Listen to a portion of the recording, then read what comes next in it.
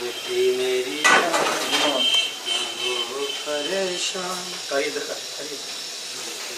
तेरे तो सरदा नहीं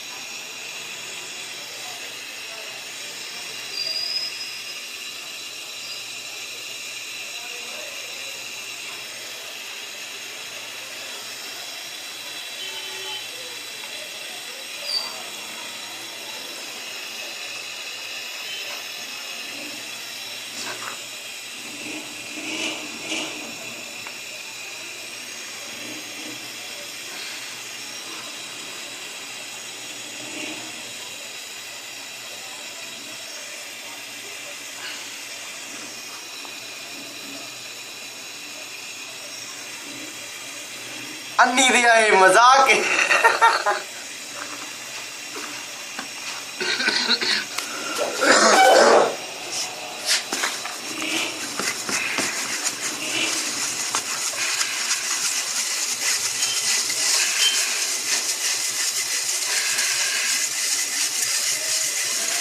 ये लगे बैठ करने आ एक और ज्यादा फिर दिखाने आ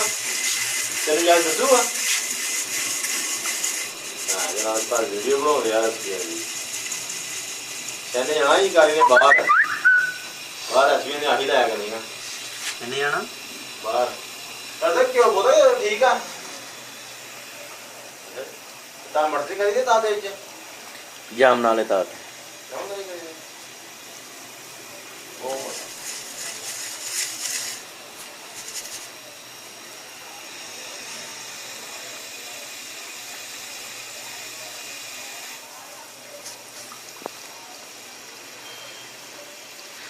साजिया का कितना टाइम रखना 7 मिनट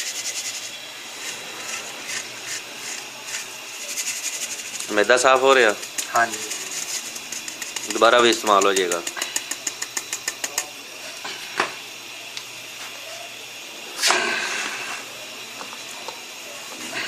7 मिनट बाद तैयार